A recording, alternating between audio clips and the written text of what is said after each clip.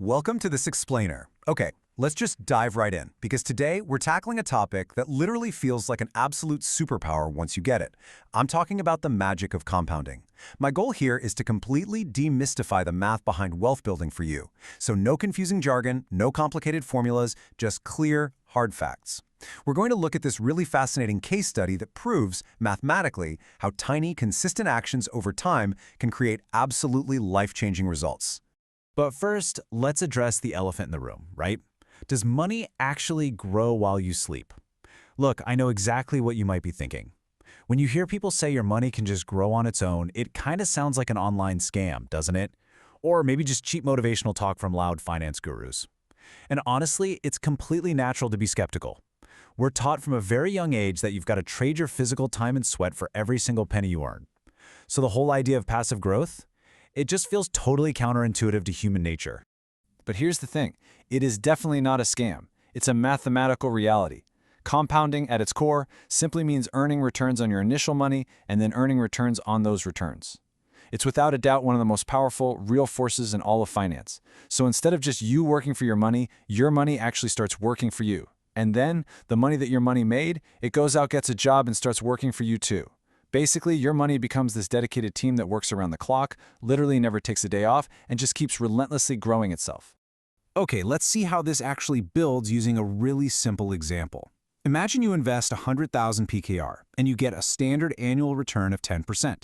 In year one, your 100,000 grows to 110,000. Boom, you made a 10,000 profit. Pretty great. But now look what happens in year two. You aren't just earning 10% on your original 100,000 anymore. No, you're earning 10% on 110,000.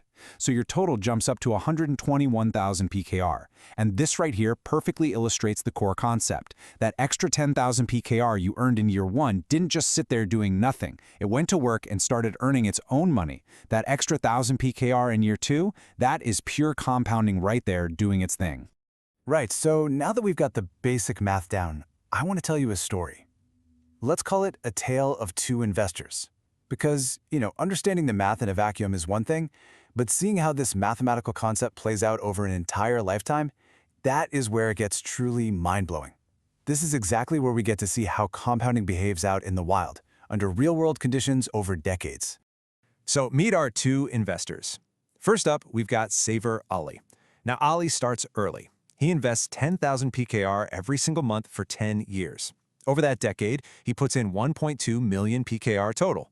But then, well, life happens, and he entirely stops contributing. He just leaves that money sitting there untouched for 20 more years.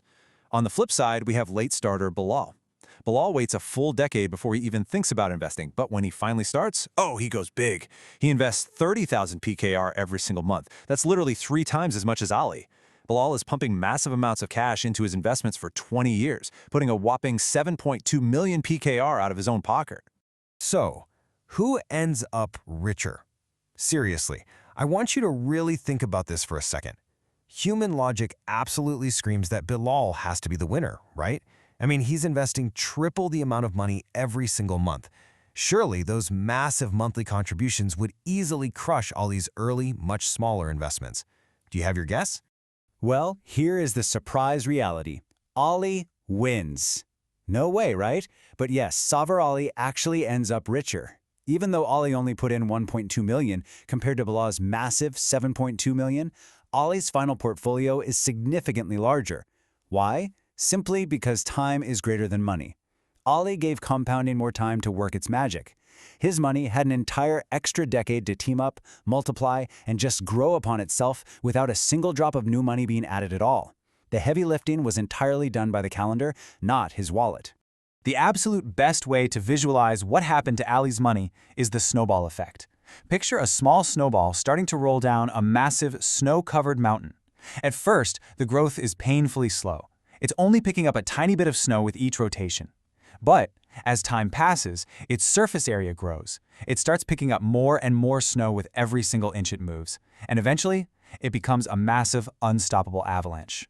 That is exactly what compounding does to your money over a long enough time horizon. Let's actually look at the hard data to prove this. We're tracking a one-time 100,000 PKR investment, growing at 10% yearly. So after 10 years, it grows to about 259,000. Okay, not bad at all. After 20 years, it reaches 672,000. But look at that third decade. After 30 years, it absolutely skyrockets to roughly 1.7 million PKR. Actually, 1,745,000 to be exact. The absolute crucial takeaway here is this dramatic exponential jump at the very end. I mean, the final 10 years almost doubled everything from the previous 2 decades combined. This mathematically proves exactly why starting early, like our guy Ollie did, matters so much more than starting big. Which naturally brings us to a highly practical question. If it's this easy, why doesn't everyone become rich like this? Seriously, if the math is this simple, if the results are this totally predictable, and if literally all you have to do is let time pass, there's gotta be a reason why we don't have a planet full of compounding millionaires. Well, the math is flawless, which means the variable that breaks the system is us. It's human behavior. There are basically 3 common human errors that completely interrupt this magic. First, starting too late. Just like Bilal, people wait until they feel they have the perfect salary or, enough money to spare, completely missing out on their most valuable asset, time. Second, withdrawing too early. We've all seen it. Someone pulls money out of their investments to buy a flashy new car or take some luxury vacation. When you do that, you are literally melting your snowball right as it's finally gaining serious momentum. And third, lacking consistency. Compounding desperately requires a steady, undisturbed environment to thrive.